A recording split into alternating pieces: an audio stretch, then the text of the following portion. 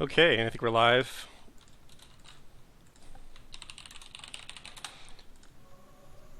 So I'm gonna go back to 0 seconds and we'll hit pause. Yep.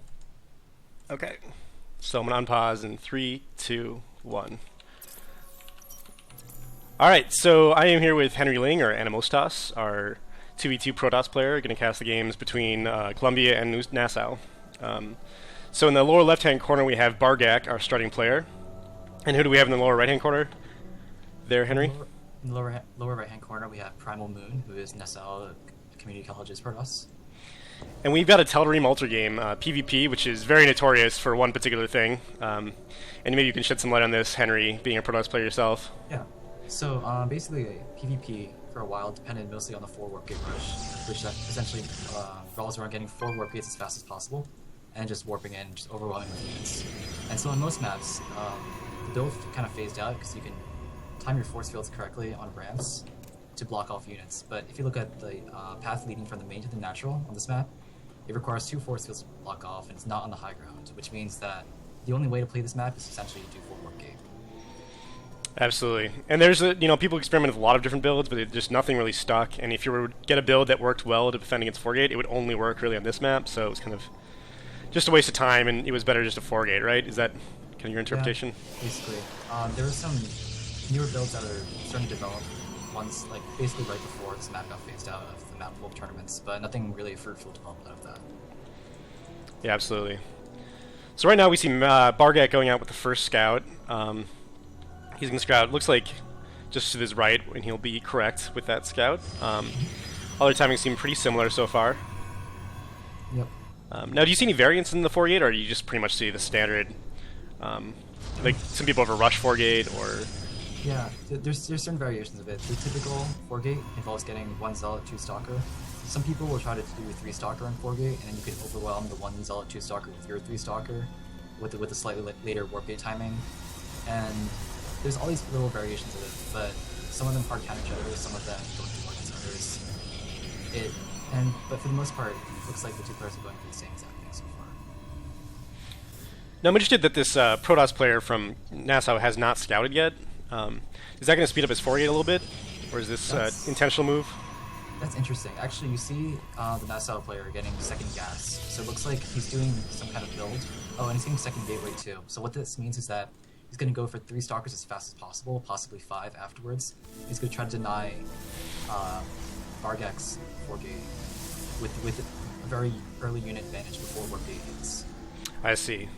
That seems like a really risky move, because if it doesn't work, if he doesn't stop the probe, he's just going to lose the 4-gate, right? Basically, he's going to have to scout everywhere along his main, natural, and then 3rd base, and look for the proxy pylon. And if he finds the proxy pylon, then he can probably win. But, of course, finding that is nearly impossible, because he can just essentially push across the map with pylons and warp it along the way. Absolutely. So you would call this maybe a little atypical build from the Nassau player? I think that this is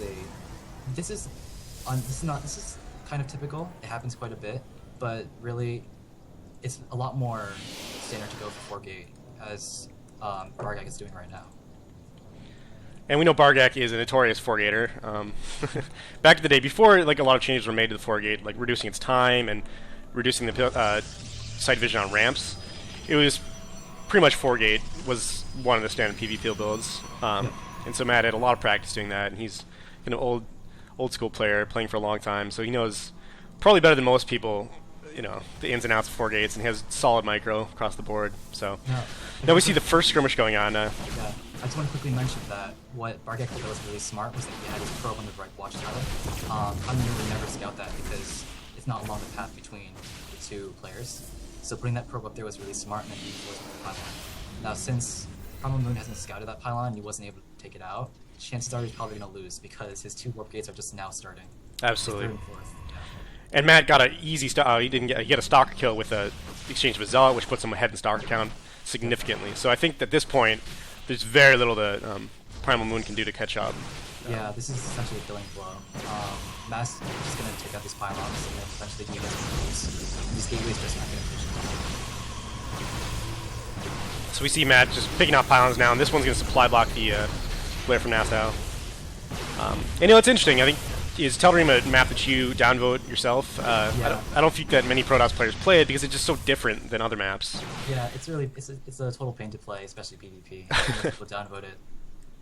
So we see a very short game there, only 6 minutes and 35 seconds. First win goes to Columbia. So thanks for joining the call there, Henry, and we're going to get on to the next 2v2. I think Matt Soik is going to come into that. All right, great.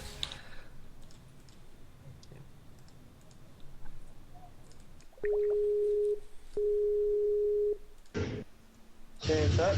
Hey! Congratulations. Thank you, sir. Congratulations to you too. Thank you, thank you. So for everyone that didn't know, their first player was forfeit, so we are up now 2-0 in the series. And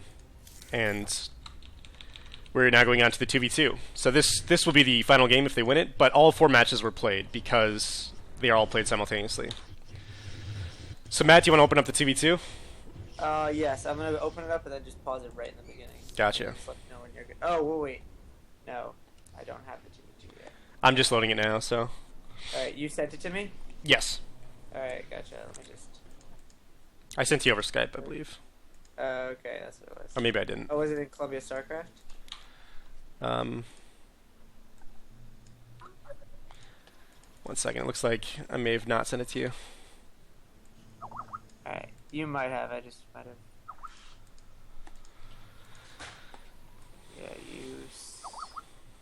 Yeah, you did send it to me. Alright.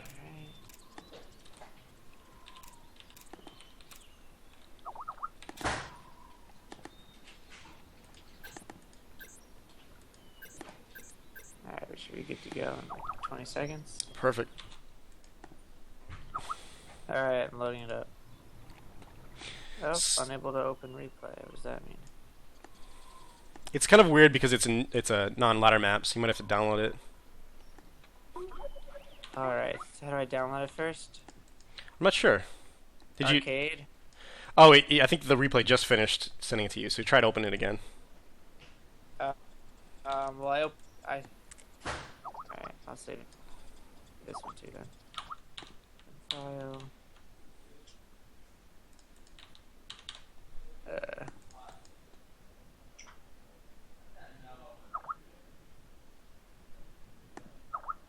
This one's not working out too well. I downloaded the last one. Is that one bad? I'm not sure. Why don't you? Alright, I'm downloading this one too. Okay.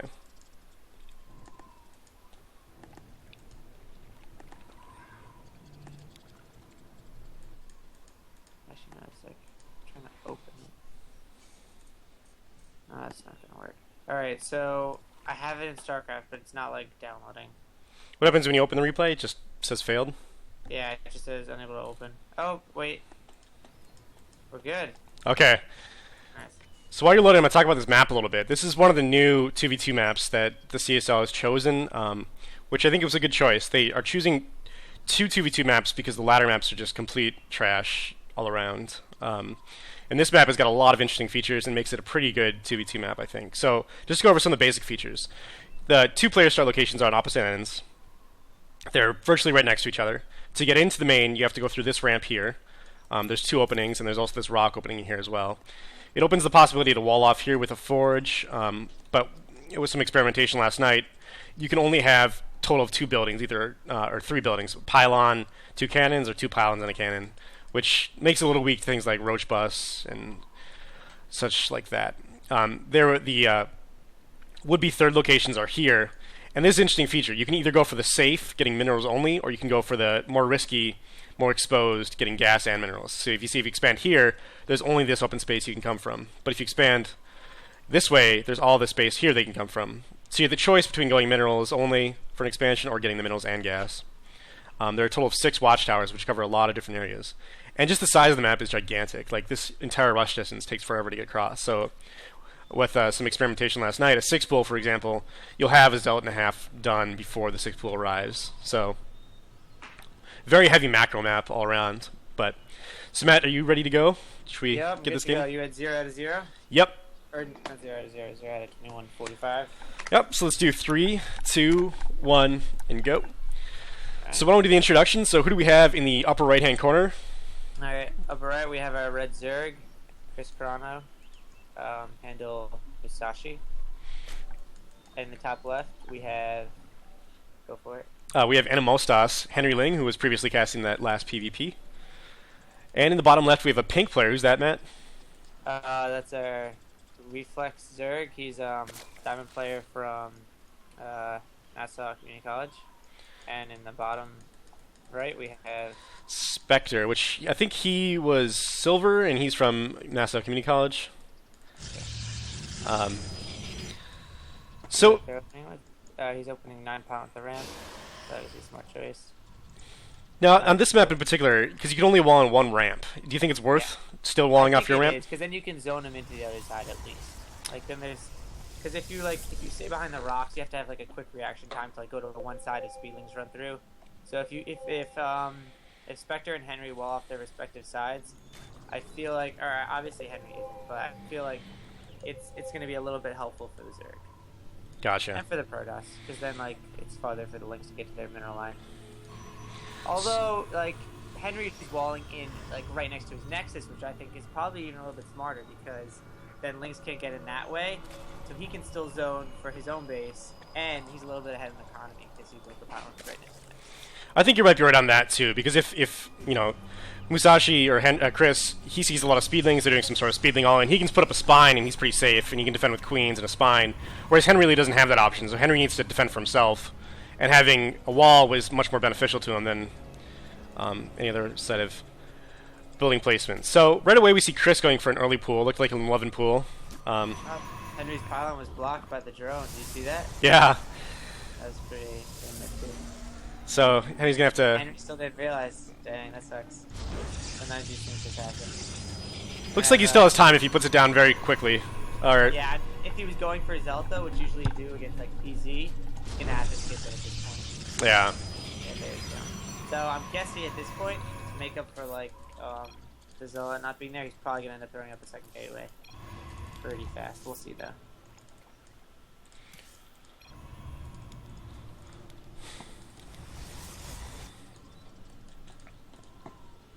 So we see pretty standard play. The Zerg player from Nassau is going 14-14, and he'll have very quick speed. Yeah. See if he. Oh, and he's staying in gas. So that means probably going to be either roaches or banelings, right? Yep, absolutely. Only means those two He's things. taking off now. Alright, maybe not. Maybe that was just. No, that's kind of a style thing. Some people like to get up to 6 to 50 gas, so that way you can have the baneling if you need it. So if you see just an all-incoming, you say, okay, I've got enough gas to drop the baneling nest. But you don't need it. It's not that much of a hurt on your economy. But the thing to notice is he hasn't expanded yet, and Chris has his expansion about 75% done. So they, at this point, are kind of committed to doing some sort of aggression because their expansion is going to be so late, their macro is going to be so far behind. It's interesting that he's still joining up though. Yeah, I mean, at this point, he's a little bit over. He's saturating over, and he's going to have a production problem where he's got more resources than he can use to produce. No, not by too much though, just a couple drones. So if he starts massing links like right now, he'd still be okay.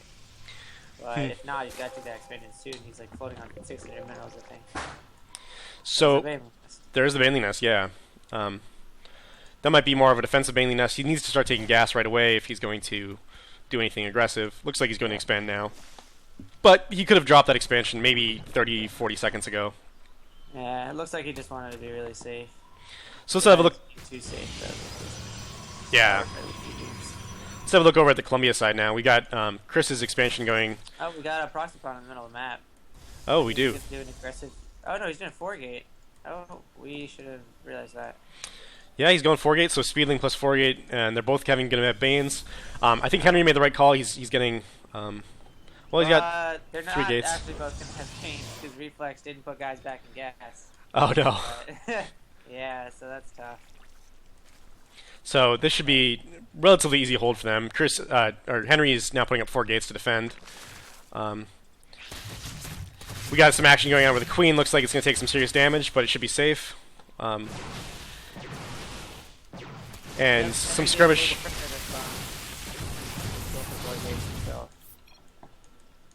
Yeah, they're dealing with this pretty well. Looks like this is going to clean up with very little losses from the Columbia team. Yeah. So they're just kind of all far ahead, like all around right now. Yes, they're far ahead in army, but if the game keeps going on, I don't know. I think it could stabilize very easily. Sure, Chris has his expansion up a little bit earlier, but if you look at the units tab, probe counts, drone counts are pretty similar. Like, our orange Protoss Henry is up by 4, but Chris and the other Zerg are tied. So, yes, their army's bigger, and they've got complete map control, but as the game goes on, their advantage will lessen and lessen. That's absolutely true. One note here is that Henry is going for his expansion. The Protoss player from Nassau is not going yet, going for Twilight Council instead, which could either mean DTs or Blink. Would be the two options I would assume. But go ahead, sorry. No. I agree. I'm expecting. Oh, there's the Blink. So yeah. So Blink's a good choice now. Looks like Henry is going to go robotics facility. If he gets some Immortals out, should do pretty well with the Blink. Yeah, once you get 3 Immortals, you're pretty safe. 1 or 2 can get picked off pretty easily, but I mean, they've pretty much. They can hold their ramps really easily. As you can see, Henry puts 1 sentry on each side, and Blink can blink up the ramp, but they have nothing that can break force fields yet. So Lings and Banelings won't be able to help out. So they're definitely very safe on 4 bases. And So I think that's why we see our other Protoss taking his expansion, because he knows he can't break the 118 right now. absolutely.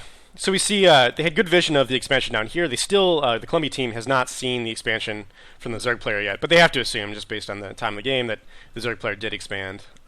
So Chris is going to do some scouting, make sure they haven't taken any thirds yet. We got the lair about to finish morphing. We're going to see what tech choice for Reflex is going to be. And for Chris, we can see the infestation pit just finished. So we know it's going to be infestors for him. That's an excellent choice, considering, especially they're going Blink Stalkers, but all around I think it's a good tech path. Especially on this map, mutas would be okay, but I don't think they're going to be great because the bases are so well connected. You can't really abuse the immobility of the players very well. We have the Reflex pick Zerg going for infestation pit, and Henry's floating his observer right over it, so they know exactly what's going on right now. Good call. And we see Colossus coming out for Henry as well, so they're going to have pretty quick Colossus with range coming out. And if they have any aggression coming against these infestors, I think it'll be really tough. So yeah, Colossus with range can easily hold 4 bases on this map. Once it goes past that, it's going to be a little bit tougher because like it becomes really wide open. But there's no way they're getting broken before getting like a high Colossus infestor count. In which case, it should be very safe to take more bases after that. So we see 5 infestors now coming out for Chris, and let's see what they are. Yep, I expect we'll see a 3rd base after that, because once you get those 5 infestors, it's pretty safe to just start macroing hard. Absolutely. And if we have a look at the units count, almost identical drone count, but the probe count is really different. Henry looking at almost double the probe count. So the Nassau team really needs to do something aggressive because they're so far behind in the macro right now. They need to come back with an aggressive push. Yeah, they need to, but right now he's got his Stalkers and Sentries, and yeah, that's great versus Zerg, but against Colossus, with like Zealots and Stalkers to back it up, I don't know, we'll see. See if they can make something happen. And Henry and Chris are scouting excellently. They just scouted the 3rd going down, and immediately they're going to make a move on that. Yep, great choice. Probably just try to deny that and then move back. We'll see though. They can probably do whatever they want at this point. Yeah, I mean their army composition looks excellent right now, and the combination of Colossus plus Infestors is so deadly because the army can never engage the Colossus, and the Infestors keep him rooted there. So I think this base is going to go down for sure, and Henry should be targeting those Banelings if he gets a chance. Doesn't look like it's going to matter too much. But here we go. So now we see the army's positioning. Blink Stalkers coming out. Now, a good fungal on those Lings could do a lot of damage. He'd lose almost all of them with 1 good fungal. Looks like we're just going to have an engagement. Good force fields coming for Columbia. Nice blink. I mean, you have fungal, but at least you picked up a Colossus first. Yeah, absolutely. The other one after another blink, too. Yeah, the strength in Blink Stalkers is against like 1, 2, possibly 3 Colossus, but once it gets above that, it's pretty tough. So that's why they were able to hold this push. And I do think they'll be able to continue to hold it. So at this point now they have a choice between either going up the ramp, which I don't think they should do, but maybe they're feeling that Yeah. it's no yeah, I mean, problem. I just don't like going up the ramp with the Colossus that weak because yeah, I'm just gonna lose it. Yeah. I mean, they're really far ahead, but they're going to lose a lot of heavy gas units now. They're going to lose all those Infestors. They're going to lose those Colossus. And they just didn't need to because they're up 2 bases, actually. They have both this base and this base complete, and they've got far superior tech. They've got a robotics facility with Colossus range, and they could pump down another robotics facility as well. Chris has got better upgrades. So I think it doesn't matter at this point, but they could have been in much better positions if they just decided not to go up the ramp. Yeah, it was a small blunder, but they were taking their thirds behind it. Now that the thirds are a little bit exposed, like right now Henry's got 2 Colossus, 5 Stalkers. Chris has, 2 Infestors, 29 Lings. But if they hold off for like another 10 seconds, yeah, they pretty much just won this game. Absolutely. More like 30 seconds. They've just got such an economic lead. Yep, absolutely. And one choice, instead of going these heavy Lings for the Zerg player, is trying to get some Roaches, because essentially all you need to do for the Zerg army is just take damage, because the Colossus are going to be your range damage dealer. The Stalkers are going to do additional damage.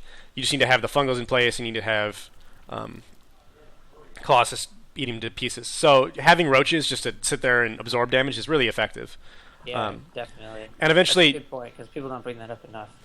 The Lings are going to just die so quickly to fungal growth and to Banelings and to Colossus that it's not worth having just a ton of Lings. You have them available for counterattacking, but you don't really want them in your main army all that much. That is true. So it looks like they're just going to be taking more bases, which is a good call, forcing the other opponent to attack. And yeah, we've got Reflex just starting 1-1 for his Roaches. So he's a little bit behind on the upgrade battle. Henry's still 0-0 as well, but he's almost done with 1-1. And he can always Chrono Boost, so he will be a little bit ahead for the rest of the game. And then we've got Chris going. He's already got +1 armor, taking +1 melee attack. And getting +1 armor is a great choice in this position because the Zerglings are going to be able to take 1 Baneling hit without dying immediately. So you can have much better control with having +1 armor. Yeah, that's true. Alright, we see both Chris and our Nassau Protoss going for their 4th. Henry's probably about to take his as well once he breaks down these rocks on the top. Yep, looks like Henry might be going for that's his 5th there, right? Or no, the 4th, my bad. Yeah. And our Diamond player wants absolute no harassment coming from this base to the middle left. He's got 6 Spine Crawlers coming up. Right above his hatchery. Oh, wow. Actually, no, 5 and then a Spore. Yeah, that should prevent any DTs or Exalts. Or Speedlings. Messing with that. I do want to say, I do not like the Nassau's composition. He's still going Stalkers this late in the game. Sure, he's about to finish up +2, which will make the Blink Stalkers, if microed properly, pretty effective. But against Infestors, Colossus, it doesn't quite cut it. Absolutely. Even with Zerg's Infestors to back him up, it's not enough damage, not enough health. And just a moment ago, we saw Infestors trying to burrow and do some sneaky attacks. One thing to do if you're planning on doing some Infestor harassment is send a Ling in first to see what detection they have and where it's placed. If he had sent that Ling in first, he would have seen that Spore Crawler. Hopefully, he would have decided not to move out with those Infestors, because he just lost 3 Infestors without really any gain. But this is Chris, or yeah, that's Chris. So hold that note. We have this hatchery going down to a lot of Blink Stalkers. This is actually pretty large army of Blink Stalkers, able to do a lot of harassment. So if they abuse the mobility of the Blink Stalkers, they might be able to do quite a bit of damage here. Yeah. Although he might trap himself. If Henry can get to the bottom of the army, he might get stuck. You do not want to get stuck. Oh yeah, that's actually going to be such a serious blow. Yeah, there's the Fungals. Ooh, that might just be GG. Yeah. Did they clean up that army? Let's just look at the unit loss cast there. Just a We have huge. a player trying to go to the top to make a counterattack with Roaches, but yeah, that's just not going to do anything. Great fungal from Chris. Look at all those Infestors he's got there. That's a total of 18 Infestors. I mean, you just really can't mess with that. No, you And just, cannot. if you look at the unit's loss count, it's like almost double what the Columbia team has lost. So they're just trading so inefficiently here. And at the point, he's got 6 Colossus with +2/+2. They're just going to be so deadly. You know, pretty much the army right now for the Nassau team is 12 Infestors, which are possibly going to get picked up by Henry Stalkers right here. We'll see. Yeah, they're going to be Infestors. Alright, well, looks like we're getting another re-app, but I expect we'll be seeing GG semi-soon here. Oh, no GG. Oh, dang. Oh, dang. Well, the Columbia team played very well there, and I mean, they just outclassed them in pretty much every regard. They held the aggression so well, and they just made every right call, took their expansions ahead of time, and, you know, they just outplayed them pretty hard there. I don't think Yep. any tricks or any shenanigans, just better macro, better micro. Yep. Better unit composition is definitely something good to point out as well. Absolutely. So we have now 3-0 for Columbia, and that will actually end the match, but we're going to go on to cast John's game, who played 4th against a Zerg player. So I want to give John a call. Alright, nice. So, see you later. Good luck with your shower. Thank you.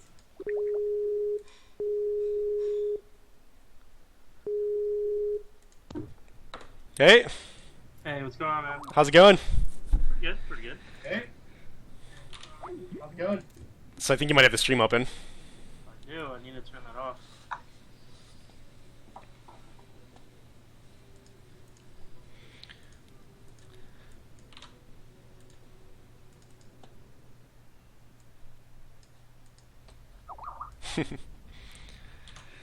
All right, so let me know when you have the game going. I've got it currently loaded up with 0 seconds. Just 1 second.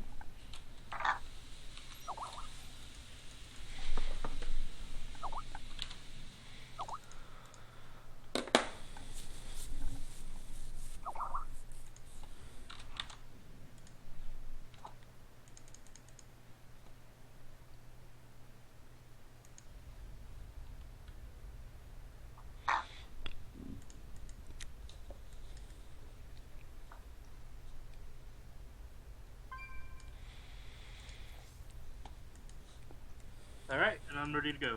All right, so let's get this going. So we're going to start in 3, 2, 1. Go. So John, I want you to have you introduce yourself up in the right-hand corner. Yeah, sure. So, playing the top right on GSL Antigua Shipyard, I am the Columbia Terran Sky Blue Penguin. Alrighty, and in the lower left we have Epicoli, or Epiclua, something like that. The Nassau Zerg playing purple. And one thing to note about GSL Antigua is forced cross positions, so you know that your opponent is going to be crossed to you no matter what your spawn position is. Yep, that's right. And I think that definitely changes something a little from latter versions where it could be close air, close land. Changes what kind of strategies you can use. And there are some definite issues with close air, close land, depending on the matchup. Do you have any particular thoughts or preferences when it comes to Antigua playing in the ladder? Yeah, I mean, sometimes the close air can work well for Terran if they decide to siege up the third. The Zerg third is hard to take. With Banshee Harass, if you take out the rocks,